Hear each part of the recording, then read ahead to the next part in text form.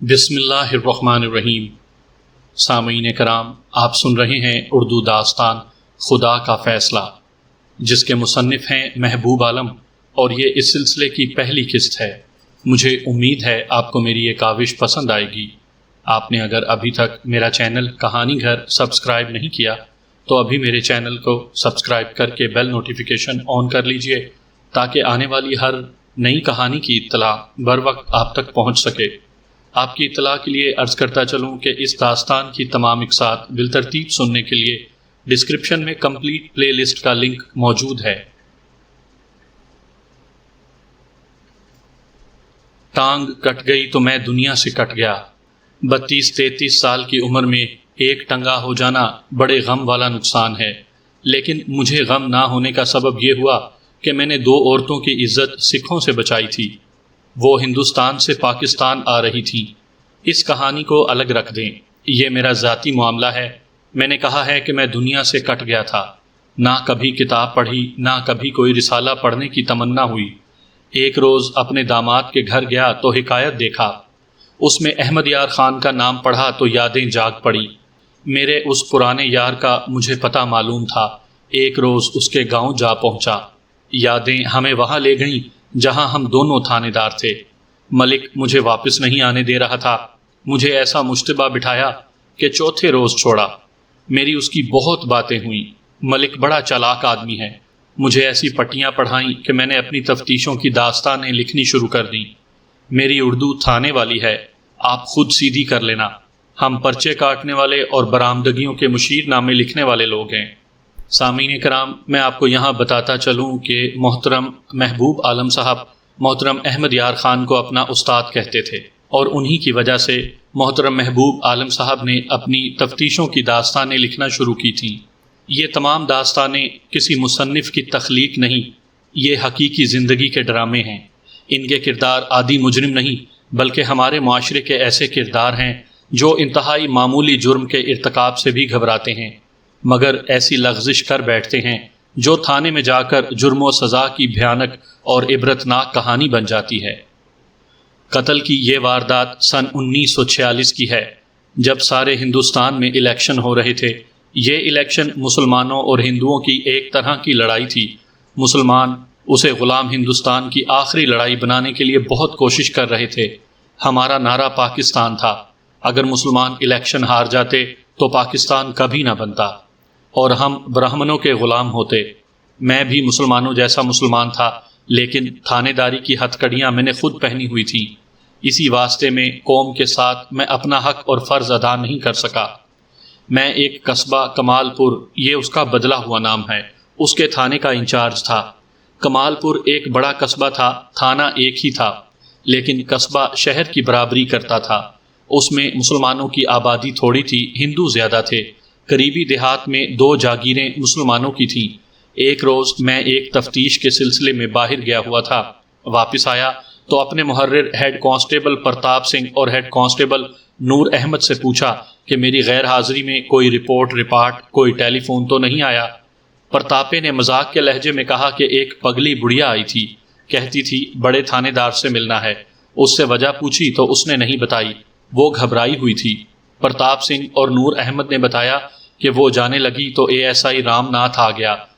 بڑھیا کو نورے نے مذاق سے کہا کہ بڑے تھانے دار صاحب آ گئے ہیں۔ بڑھیا نے رام ناتھ کو بڑا تھانے دار سمجھ لیا اور اسے بتایا کہ وہ گھر میں اکیلی رہتی ہے۔ صبح وہ بازار سبزی ترکاری لینے خود جاتی ہے اور گھر کو تالا لگا جاتی ہے۔ جب واپس آتی ہے تو اس کے گھر کی بعض چیزیں ادھر ادھر ہو گئی ہوتی ہیں۔ اسے یقین تھا کہ اس کی غیر حاضری میں کوئی اس کے گھر میں داخل ہوتا ہے اور تلاشی لیتا ہے، اور بعض چیزیں ادھر ادھر کر جاتا ہے۔ اس سے رام ناتھ نے پوچھا تو اس نے بتایا کہ باہر کا تالا لگا رہتا ہے، کوئی چیز چوری نہیں ہوئی، لیکن کوئی اندر آتا ضرور ہے۔ میں نے رام ناتھ کو بلا کر پوچھا کہ وہ بڑھیا کون تھی۔ رام ناتھ نے منہ بنا کر کہا، پگلی تھی جی، اکیلی رہتی ہے، بوڑھی ہو گئی ہے، وہمی ہے، دماغ بڑھاپے نے کھا لیا ہے۔ میں نے چلتا کیا اسے۔ میں نے اسے کہا تھا کہ کل سے تمہارے گھر پولیس کا پہرا کھڑا کر دیں گے۔ پرتاپا، نورا اور رام ناتھ بڑھیا کی بات کو ہنسی مذاق میں ٹال رہے تھے۔ اس سے مجھے مزہ آ رہا تھا، اس واسطے کہ میں بہت تھکا ہوا تھا۔ کوئی رپورٹ سننے کا موڈ نہیں تھا۔ میں نے بڑھیا کے بارے میں کوئی بات ٹھٹھے مخول میں کی تو ہیڈ کانسٹیبل نور احمد فوراً بولا، جناب اس بڑھیا کی جگہ اس کی بھانجی آ جاتی تو اسے ہم کبھی نہ ٹالتے، آپ کے آنے تک بٹھائے رکھتے۔ اس نے ہیڈ کانسٹیبل پرتاپ سنگھ کی ران پر ہاتھ مار کر کہا، کیوں اوئے پرتاپے، بول اوئے ریچھ کی اولاد۔ ہائے خائے سرکار، پرتاپے نے داڑھی اور مونچھوں کے جنگل میں سے دانت نکال کر کہا، وہ آ جائے تو اسے آپ مشتبہ ہی بٹھا لیں اور ہم سب کو شہر کی گشت پر بھیج دیں۔ ایسی جوانی، ایسا حسن۔ تھوڑا وقت ہم اسی طرح کی باتوں سے دل پشوری کرتے رہے، جس طرح پولیس اور فوج کی وردی پہن کر بارکوں میں کی جاتی ہیں۔ بڑھیا کی بھانجی کی باتیں ہوتے ہوئے اس خاندان کی تاریخ بیان ہوئی۔ نور احمد اور پرتاپ سنگھ اس تھانے میں پرانے تھے۔ بڑھیا جو تھانے میں آئی تھی وہ کوئی معمولی عورت نہیں تھی۔ نورے اور پرتاپے نے بتایا کہ بڑی امیر عورت ہے، اس کا خاوند ریلوے میں ملازم تھا، 4-5 سال گزرے مر گیا تھا۔ وہ پہلے گڈز کلرک تھا اور پکا حرام خور۔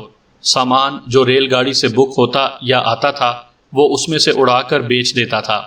وہ کسی بڑے شہر میں تھا، اس نے بہت دولت کمائی، ریلوے میں وہ اونچے عہدے تک بھی پہنچا۔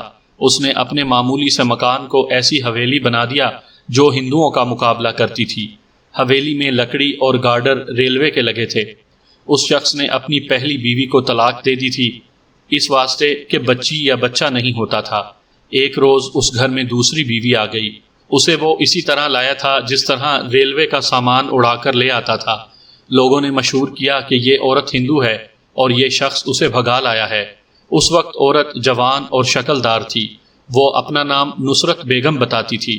خدا نے اس شخص کو حرام خوری کی یہ سزا دی کہ اس کی حویلی کو بچوں کی رونق عطا نہ کی۔ نصرت بیگم کی گود خالی رہی۔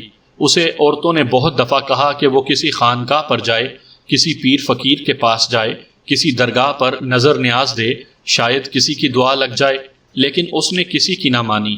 پھر لوگوں نے اس کو بدنام کر دیا کہ بد دعائی ہوئی ہے، کسی پیر کو نہیں مانتی۔ اس نے محلے میں کسی کے ساتھ میل ملاقات بھی نہیں رکھا، نہ کسی کے بھلے میں نہ برے میں۔ اس کا خاوند نوکری ختم کر کے آ گیا، ریلوے سے اسے بہت پیسہ ملا اور 3-4 سال بعد وہ مر گیا۔ نصرت بیگم پہلے ہی اکیلی رہنے کی عادی تھی، بیوہ ہو کر وہ گھر میں قید ہو گئی۔ تھوڑا عرصہ پہلے حویلی والے محلے میں ایک جوان اور بڑی خوبصورت عورت نے ایک مکان خریدا اور اسے گرا کر پکا مکان بنوا لیا۔ اس کے ساتھ 10-11 سال کی عمر کا ایک بیٹا بھی تھا۔ یہ عورت فوراً ہر طرف مشہور ہو گئی، اس واسطے کہ بڑی خوبصورت تھی۔ خوبصورت تو بہت ساری عورتیں ہوتی ہیں، یہ عورت اس واسطے مشہور ہوئی کہ اپنی خوبصورتی سب کو دکھاتی پھرتی تھی، سرخی پاؤڈر کا بہت استعمال کرتی تھی۔ اس گلی میں شکاریوں کی آمد و رفت شروع ہو گئی، لیکن عورت اتنی بد چلن نہیں تھی جتنی لوگوں نے مشہور کر دی تھی۔ ویسے شہرت اس کی بہت ہوئی، اس کا نام جمیلہ تھا۔ پرتاپا اور نورا مزے لے لے کر اس بڑھیا اور جمیلہ کی باتیں سنا رہے تھے۔ انہوں نے بتایا کہ جمیلہ اپنے آپ کو نصرت بیگم کی بھانجی بتاتی ہے، لیکن نصرت بیگم اس کے ساتھ بھی میل ملاقات نہیں رکھتی۔ جمیلہ کے بارے میں پتہ چلا کہ شہر سے 3-4 میل دور ایک گاؤں کا بہت بڑا زمیندار تھا۔ جمیلہ اس کی دوسری بیوی تھی اور اپنی خالہ نصرت بیگم کی طرح اس زمیندار کی خاطر گھر سے بھاگ آئی تھی۔ زمیندار کی پہلے بھی ایک بیوی تھی۔ جمیلہ کا ایک ہی لڑکا ہوا، جو 10-11 سال کا ہوا تو زمیندار مر گیا۔ یہ لڑکا باپ کی جائیداد کا حصے دار تھا، لیکن ایسا ہوا کہ جمیلہ اپنے بیٹے کے ساتھ شہر میں آ گئی اور یہاں معمولی سا مکان خرید کر اسے بڑا اچھا مکان بنا لیا۔ شاید زمیندار کی پہلی بیوی کے بیٹوں نے اسے کچھ نقد رقم دے کر چلتا کیا ہوگا۔ اس کے بیٹے کے متعلق بتایا گیا کہ اب وہ 18-19 سال کا ہو گیا ہے اور وہ آوارہ پھرتا ہے، جوا بھی کھیلتا ہے اور چرس بھی پیتا ہے۔ یہ باتیں ہنسی مذاق کے رنگ میں ہو رہی تھی اور میں ان باتوں کو گپ شپ سمجھ کر مزے لے رہا تھا۔ بوڑھی نصرت بیگم کو سب نے وہمی اور خبتی بڑھیا کہہ کر خارج کر دیا۔ اگر میں بھول نہیں رہا تو شاید تیسرے دن صبح کا ذکر ہے کہ ایک آدمی غریب سی ایک مائی کو ساتھ لیے تھانے میں آیا۔ میں بھی ابھی آ کر بیٹھا ہی تھا۔ اس آدمی کا نام مجھے یاد نہیں، بشیر نام رکھ لیں۔ اس نے کہا، ہمارے محلے میں ایک بوڑھی عورت نصرت بیگم رہتی ہے، وہ گھر میں مری پڑی ہے۔ میں نے پوچھا کہ جسم پر زخم ہیں؟ اس نے جواب دیا، نہیں، مجھے کچھ شک ہے۔ میں نے اسے کہا کہ اپنے شک کو اچھی طرح بیان کرے۔ اس کے ساتھ جو بوڑھی مائی تھی اس نے بھی کچھ باتیں بتائیں۔ بشیر 60 سال کے لگ بھگ عمر کا تعلیم یافتہ شخص معلوم ہوتا تھا، اسے میں ٹال نہیں سکتا تھا۔ اس نے اور مائی نے اس طرح بات سنائی کہ مائی نصرت بیگم کے گھر ہر صبح جایا کرتی تھی اور کوئی کام کاج ہو تو کر دیتی تھی یا نصرت بیگم کا جسم دبا دیتی تھی۔ اس نے صبح دیکھا نصرت بیگم کا دروازہ اندر سے بند تھا۔ اس نے 3-4 دفعہ دروازے پر زور زور سے ہاتھ مارے لیکن دروازہ نہ کھلا۔ مائی چلی گئی، 1.5-2 گھنٹے بعد پھر گئی، دروازہ ابھی تک اندر سے بند تھا۔ اس وقت نصرت بیگم بازار جایا کرتی تھی۔ مائی نے زور زور سے دروازہ بجایا لیکن اندر سے کسی نے نہ کھولا۔ مائی کو شک ہوا کہ نصرت بیگم بیمار ہوگی۔ وہ دروازے کے سامنے کھڑی سوچ ہی رہی تھی کہ کیا کرے کہ بشیر بازار کی طرف سے آ گیا۔ اس نے مجھے بتایا کہ وہ اکیلا شخص ہے جس کے ساتھ نصرت بیگم کی میل ملاقات ہے۔ سبب اس کا یہ تھا کہ نصرت بیگم کا خاوند بشیر کا دوست تھا۔ وہ مر گیا تو بشیر نصرت بیگم کی خبر گیری کرتا رہتا تھا۔ نصرت بیگم اسے روزانہ بازار میں ملتی تھی۔ اس دن وہ بازار میں نظر نہ آئی۔ یہ معمول کے خلاف تھا۔ بشیر بازار سے آیا تو مائی کو کھڑا دیکھا۔ اس سے نصرت بیگم کا پوچھا۔ مائی نے اس کو خبر دی کہ وہ 2 دفعہ آ چکی ہے، اندر سے دروازہ نہیں کھلتا۔ بشیر کو معلوم تھا کہ کل تک نصرت بیگم کو کوئی تکلیف نہیں تھی، آج اتنی بیمار ہو گئی کہ اٹھ کر دروازہ بھی نہیں کھول سکتی۔ بشیر کا مکان حویلی سے تیسرا تھا۔ وہ مائی کو ساتھ لے کر اپنے گھر گیا اور اوپر جا کر چھتوں سے نصرت بیگم کے گھر میں اترا۔ اندر جا کر دیکھا تو وہ مری ہوئی تھی۔ اس کا منہ کھلا ہوا اور آنکھیں بھی کھلی ہوئی تھیں۔ بشیر کو شک ہوا کہ اسے قتل کیا گیا ہے۔ اس نے تھانے میں رپورٹ دینا اپنا پہلا فرض سمجھا۔ کسی کی ذرا سے شک پر کوئی بھی تھانے دار قتل کا پرچہ چاک نہیں کرتا۔ متوفیہ بوڑھی تھی، وہ ہارٹ فیل ہونے سے مری ہوگی، کسی اور بیماری کا اچانک حملہ ہوا ہوگا۔ میں نے بشیر اور مائی سے کہا کہ میں ان سے جان چھڑانے کی کوشش نہیں کرتا، لیکن وہ میرا اطمینان نہیں کر سکے۔ بشیر نے کہا، جناب علی، میں کسی جھمیلے میں پڑنے سے ڈرتا ہوں، لیکن دوستی کا حق ادا کرنا بھی میرا فرض ہے۔ مجھے ایک شک ہے، نصرت بیگم امیر عورت تھی، ہو سکتا ہے اس نے گھر میں کوئی رقم رکھی ہوئی ہو اور اس کا کسی کو پتہ چل گیا ہو۔ میں نے سنا ہے کہ اس کی ایک بھانجی ہے جو اپنے بیٹے کے ساتھ اکیلی رہتی ہے، اور یہ بھی پتہ چلا ہے کہ اس بھانجی کا بیٹا آوارہ نوجوان ہے۔ ان کے متعلق آپ کو کچھ پتہ ہے؟ میرا خیال ہے جمیلہ جو نصرت بیگم کی بھانجی ہے ایسی سنگین حرکت نہیں کر سکتی۔ بشیر نے کہا، ایک بات کا خیال آتا ہے، جمیلہ کا بیٹا قدرت نصرت بیگم کے پاس کبھی کبھی آتا تھا اور نصرت بیگم کو اس لڑکے سے پیار بھی تھا۔ میں نے یہ بھی دیکھا ہے کہ یہ لڑکا جسے سب آوارہ اور بدماش کہتے ہیں، نصرت بیگم کی بہت خدمت کرتا تھا۔ جمیلہ اچھے اخلاق کی عورت نہیں، لیکن میرے پاس کوئی ثبوت نہیں کہ میں اسے بد چلن کہوں۔ بنی ٹھنی رہتی ہے اور اس کی باتیں شریف عورتوں جیسی نہیں۔ شک کی ایک وجہ اور بھی ہے۔ کوئی 1 مہینے سے نصرت بیگم مجھے بتا رہی تھی کہ وہ باہر تالا لگا کر بازار جاتی ہے، لیکن واپس آ کر دیکھتی ہے کہ گھر کی کچھ چیزیں الٹ پلٹ کی گئی ہیں۔ اس کی غیر حاضری میں کوئی اس کے گھر میں آتا ہے۔ میں اسے اس کا وہم سمجھتا رہا۔ میں نے اس مائی کو جو بشیرے کے ساتھ آئی تھی باہر بھیج دیا اور بشیرے سے پوچھا، یہ مائی کیسی ہے؟ مجھے شک تھا کہ اس مائی نے گھر بیدی کا کام نہ کیا ہو۔ بشیر نے کہا کہ یہ تو مری مٹی سی عورت ہے اور محلے میں نیک نام بھی ہے۔ مجھے یہ خیال آ گیا کہ میں نے ابھی یہ تو دیکھا ہی نہیں کہ نصرت بیگم کس حال میں مری ہے، اور میں نے ایک ایسے شخص کے ساتھ تبادلہ خیال شروع کر دیا جو پولیس کا آدمی بھی نہیں۔ بشیر بے شک عزت دار آدمی تھا اور تعلیم والا بھی تھا، لیکن بعض آدمی پینشن پر گھر آ کر فارغ ہوتے ہیں تو ہر کسی کے کام میں ٹانگ اڑاتے پھرتے ہیں۔ میں نے بشیر کو بھی ایسا ہی آدمی سمجھا، لیکن وہ ایک اطلاع لے کر آیا تھا۔ مجھے کچھ نہ کچھ حرکت کرنی چاہیے تھی تاکہ پبلک کا کوئی شخص یہ نہ کہے کہ پولیس اپنا کام نہیں کرتی۔ میں نے اسے کہا کہ مجھے نصرت بیگم کے گھر لے چلو۔ وہاں جا کر دیکھا نصرت بیگم کا کمرہ عورتوں سے بھرا ہوا تھا۔ باہر کچھ آدمی کھڑے تھے۔ بشیر اور مائی دوسرے لوگوں کے کوٹھوں سے گزر کر نصرت بیگم کے گھر میں اترے تھے۔ اس واسطے یہ اطلاع سارے محلے کو مل گئی کہ نصرت بیگم مر گئی ہے۔ اب میں کیا کر سکتا تھا؟ کسی کے پاؤں کا نشان یا کوئی اور سراغ نہیں مل سکتا تھا۔ کمرے اور صحن میں عورتوں کا شور ایسا تھا جیسے بہت سارے کوے ایک جگہ جمع ہو گئے ہوں۔ پولیس کو دیکھ کر ایسی خاموشی ہو گئی جیسے سارے کوے اڑ گئے ہوں۔ میں نے لاش دیکھی، چہرہ دیکھتے ہی مجھے شک ہو گیا کہ معاملہ گڑبڑ والا ہے۔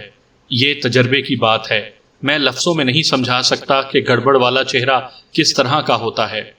پولیس کے پرانے آدمی ذرا غور سے دیکھیں تو پہچان لیتے ہیں۔ لاش کی ٹھوڑی تک رضائی تھی۔ میں نے رضائی ہٹائی تو نصرت بیگم کی گردن لمبی تھی۔ میں نے دیکھتے ہی بشیر کی طرف دیکھا اور سر ہلا کر اسے بتایا کہ اس کا شک صحیح نکلا۔ شہ رگ اور ٹھوڑی کے بالکل نیچے گردن پر ایک نیلا دھبا تھا۔ بڑھیا کو شہ رگ پر انگوٹھا رکھ کر مارا گیا تھا۔ میں لاش کے باقی جسم کا معائنہ کر رہا تھا۔ تشدد کا اور کوئی نشان نہیں مل رہا تھا۔ جسم اکڑ چکا تھا، اس حساب سے اسے مرے ہوئے 10-12 گھنٹے ہو گئے تھے۔ یہ میرا فضول سا اندازہ تھا، صحیح اندازہ تو ڈاکٹر نے بتانا تھا۔ تھانے دار صاحب، اپنے قریب مجھے ایک عورت کی آواز سنائی دی۔ آپ کیوں آئے ہیں؟ میری خالہ کو کیا ہوا ہے؟ میں نے اسے دیکھا، وہ اپنی خالہ کی لاش پر سرخی پاؤڈر لگا کر کھڑی تھی۔ اگر وہ پہلے ہی بنی ٹھنی ہوئی تھی تو اسے منہ دھو کر آنا چاہیے تھا، کیونکہ اس کی خالہ مر گئی تھی۔ میں نے آہستہ سے اسے کہا، تم جمیلہ ہو؟ اس نے اس طرح مجھے دیکھا جیسے میں نے کوئی پہیلی بوجھ لی ہو۔ اس کے ہونٹوں پر مسکراہٹ آ گئی۔ وہ مسکرانے کا موقع نہیں تھا، وہ شاید اس واسطے خوش ہو گئی تھی کہ شہر کا کوتوال بھی اسے جانتا ہے۔ جس طرح پرتاپے اور نورے نے مجھے بتایا تھا وہ اسی طرح خوبصورت تھی۔ اس کی عمر 35-36 سال تھی، لیکن سرخی پاؤڈر کی وجہ سے وہ جوان نظر آتی تھی۔ میں نے اسے بتایا کہ تمہاری خالہ کو قتل کیا گیا ہے۔ اس نے حیرانی سے مجھے دیکھا اور اس کے منہ سے آہستہ سے نکلا، قتل؟ خالہ قتل ہو گئی ہے؟ میں نے جو چیز دیکھی وہ یہ تھی کہ اس کی آنکھیں خشک تھیں۔ مجھے پہلے ہی بتا دیا گیا تھا کہ خالہ کے ساتھ اس کی میل ملاقات بہت کم تھی۔ یہ سبب ہو سکتا تھا کہ اسے خالہ کی موت کا اتنا دکھ نہ ہو جتنا ہونا چاہیے تھا۔ میں نے اسے کہا کہ میں لاش پوسٹ مارٹم کے لیے بھجوا رہا ہوں، ادھر سے فارغ ہو کر اس سے کچھ پوچھوں گا۔ میں آپ کو کیا بتا سکتی ہوں؟ اس نے کہا، میں اس گھر میں کبھی آئی ہی نہیں، نہ ہی خالہ مجھ سے یا کسی اور سے ملتی تھی۔ میں نے اسے باہر بھیج دیا اور ہیڈ کانسٹیبل نور احمد کو، جو میرے ساتھ آیا تھا، کہا کہ وہ پوسٹ مارٹم کا انتظام کرے۔ لاش کی برآمدگی اور اسے قبضے میں لینے کے لیے کاغذ تیار کرنے پڑتے ہیں، ان پر گواہوں کے دستخط لینے پڑتے ہیں۔ میں نے یہ ساری کارروائی کر کے لاش ہسپتال بھجوا دی اور باہر کے لوگوں کو گھر سے باہر نکال کر خانہ تلاشی شروع کر دی۔ نصرت بیگم سلیقے والی عورت معلوم ہوتی تھی۔ گھر کا سارا حال اور ناک نقشہ امیروں والا تھا اور صاف ستھرا بھی۔ اس طرح نہیں لگتا تھا کہ چیزیں اور برتن وغیرہ بے ترتیبی سے ادھر ادھر پڑے ہوں۔ لاش ایک کانسٹیبل کی نگرانی میں محلے کے 4 آدمی چارپائی پر اٹھا کر لے گئے۔ ہیڈ کانسٹیبل نور احمد میری مدد کے لیے میرے ساتھ رہا۔ پولیس مشین کی طرح خانہ تلاشی لیا کرتی ہے، یعنی آنکھیں باندھ دو تو بھی پولیس والے گھر کی تلاشی لے لیتے ہیں۔ انہیں ٹریننگ اور مشق ہوتی ہے، اور کانسٹیبلوں کو کوئی اپنی پسند کی چیز جیب میں ڈالنے کی بھی مشق ہوتی ہے۔ گھر والوں کو پتہ بھی نہیں چلنے دیتے۔ نورا ایک کانسٹیبل کو ساتھ لے کر ایک کمرے میں غائب ہو گیا۔ میں نے اسے کہہ دیا تھا کہ یہ ایک بیوہ کا گھر ہے، کوئی حرام خوری نہ ہو، لیکن نورے کی مسکراہٹ سے مجھے شک ہوتا تھا کہ اس پر میری ہدایت کا اثر نہیں ہوا۔ اس نے مجھے بتایا تھا کہ اس حویلی میں سب مال ریلوے کا ہے اور حویلی بھی حرام مال سے بنی ہے۔ میں نے اس کمرے کی تلاشی لینی شروع کی جس میں لاش تھی۔ ایک خوبصورت میز تھی جس کے سامنے سنگار میز کی طرح بڑے سائز کا آئینہ بھی لگا ہوا تھا۔ میں نے اس کی دراز کھولی تو ایک پرس نکلا۔ اسے کھولا تو اس میں 60 روپے اور تھوڑے سے آنے پڑے تھے۔ یہ بڑا پرس تھا۔ اس میں ڈاک خانے کی ایک پاس بک بھی تھی۔ کھول کر دیکھی، آخری بیلنس 47,000 روپیہ تھا۔ اگر اسے آج کے حساب کتاب سے دیکھیں تو رقم آج کے 5 لاکھ کی مالیت کی تھی۔ سن 1946 میں گوشت 8 آنے سیر ہوا کرتا تھا اور خالص دودھ 6 آنے سیر بھی مل جاتا تھا، اور 4 آنے سیر بھی۔ بڑھیا صحیح معنوں میں دولت مند تھی۔ پہلا شک یہ تھا کہ مقتولہ کے قتل کا سبب روپیہ پیسہ تھا۔ اس واسطے میں نے پاس بک کو دیکھنا شروع کر دیا کہ رقمیں کس طرح نکلوائی گئی ہیں۔ اس وقت عام لوگ ڈاک خانوں میں پہلے پیسے جمع کروایا کرتے تھے۔ بینکوں کی شہرت بہت کم تھی۔ مقتولہ نے 4 روز پہلے آخری رقم 2,000 روپیہ نکلوائی تھی۔ میں آپ کو ایک بار پھر بتا دوں کہ آج کل 2,000 روپیہ کوئی رقم ہی نہیں سمجھی جاتی۔ اس زمانے میں اس طرح مان لیں کہ یہ رقم تقریباً 10-11 ہزار تھی۔ اس سے پہلے مقتولہ ہر مہینے کی پہلی یا 2 تاریخ کو کبھی 200 روپے، کبھی 250 اور کبھی 250 روپے نکلواتی رہی تھی۔ یہ اس کا ماہوار خرچ تھا۔ اتنی زیادہ رقم یعنی 2000 روپیہ اس نے پہلی بار نکلوایا تھا۔ یہ رقم اس کے گھر میں ہونی چاہیے تھی، اگر گھر میں نہیں تو اس نے کسی کو قرض دے دی ہوگی۔ مجھے وہم ہونے لگا کہ یہی 2000 روپیہ بڑھیا کی موت کا سبب بنا ہے۔ میں نے ہیڈ کانسٹیبل نور احمد سے کہا کہ وہ کوئی ٹرنک یا سوٹ کیس نہ کھولے، مجھے ان لوگوں پر اعتبار نہیں تھا۔ میز کے دراز سے چابیاں مل گئیں۔ میں نے ٹرنک کھولے۔ بشیر بطور گواہ اور رپورٹ کنندہ میرے ساتھ تھا۔ میں نے نمبردار اور محلے کے 2 اور معزز آدمیوں کو بھی ساتھ لے لیا تھا۔ ٹرنکوں میں سے زیورات تو نکلے، رقم کہیں سے بھی نہ ملی۔ میں نے ابھی ان لوگوں کو نہیں بتایا تھا کہ میں کیا ڈھونڈ رہا ہوں۔ جب رقم کا نشان بھی نہ ملا تو ویسے ہی میرے منہ سے نکل گیا، یہ 2000 روپیہ کہاں گیا؟ بشیر نے میرے پہلو کے قریب آ کر میری ران پر انگلی ماری۔ میں سمجھ گیا کہ وہ علیحدگی میں کچھ کہنا چاہتا ہے۔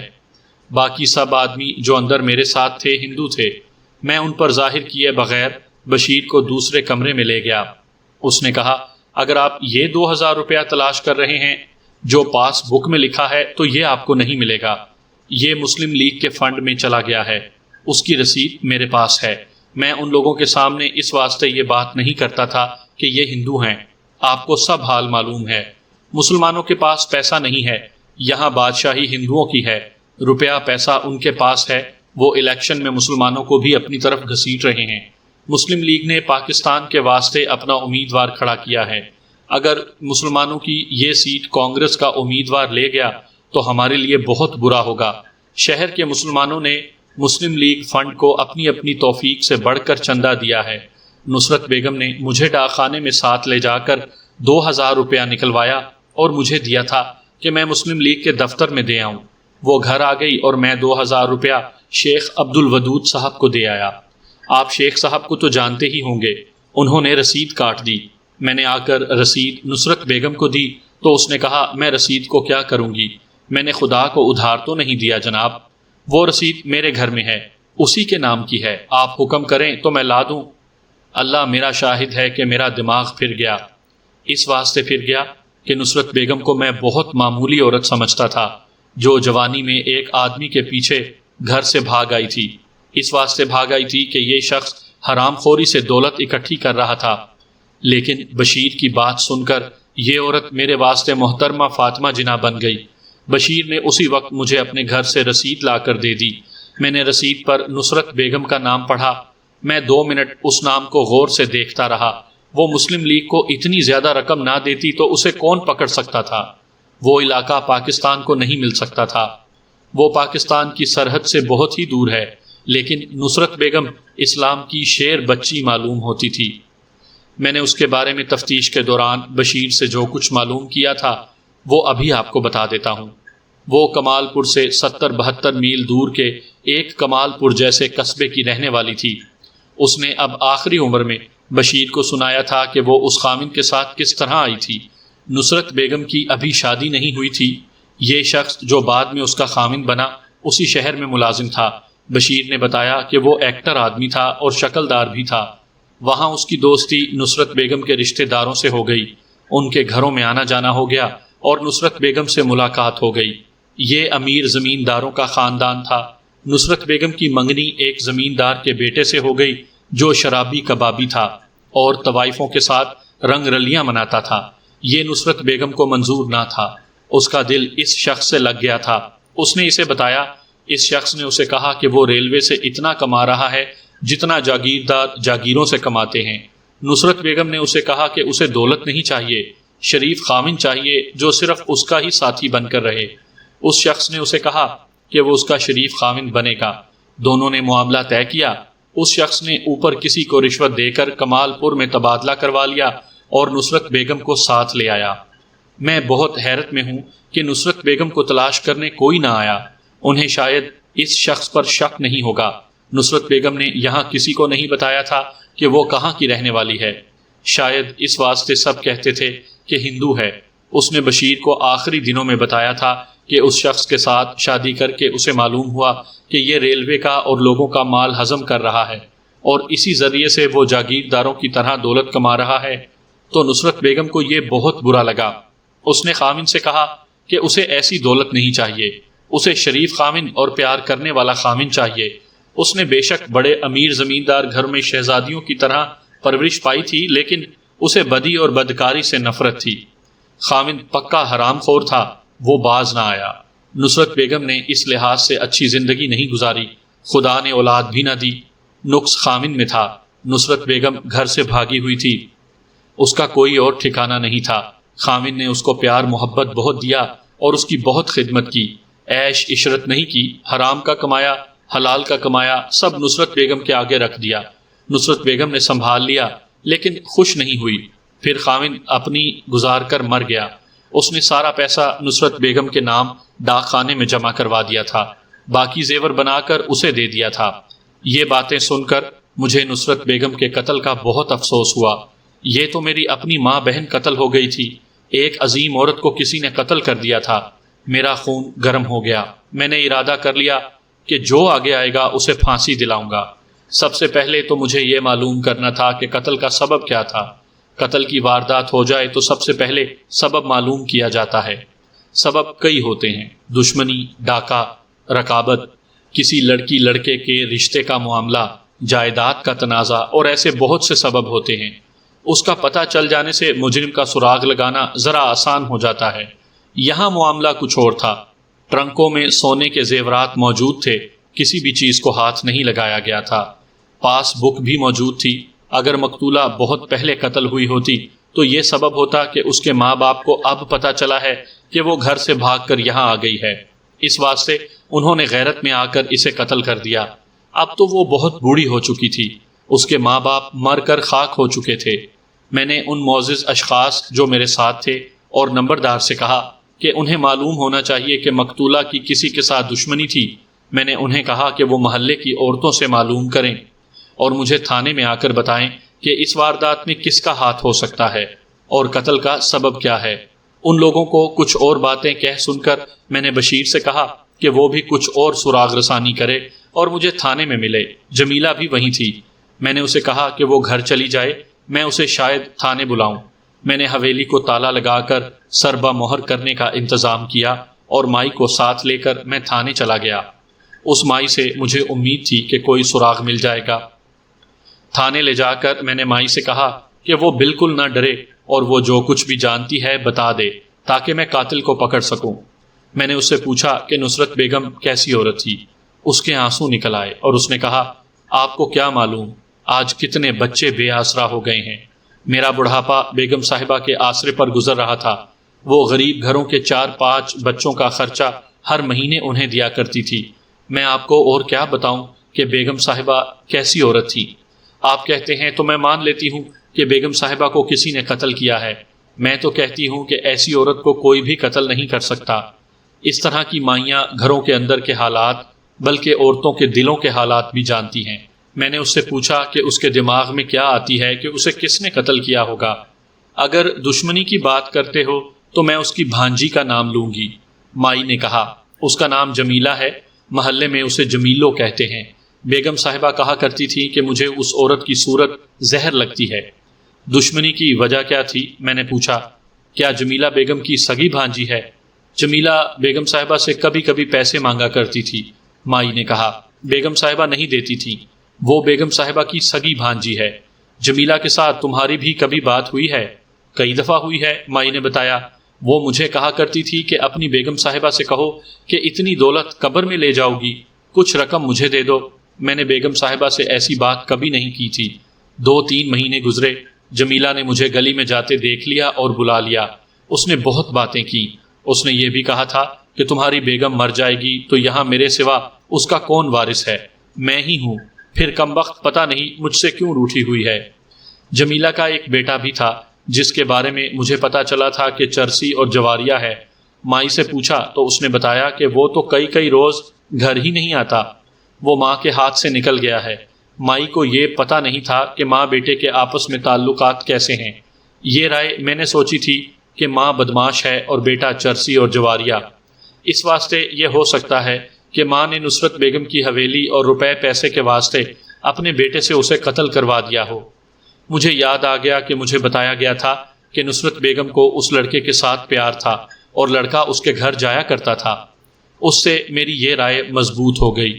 اس طرح کے آوارہ نوجوان جن کو نشے اور جوئے کی لت پڑ جائے وہ کسی کے سگے نہیں ہوتے۔ ضرور اس لڑکے نے نصرت بیگم کو ڈنک مارا ہے۔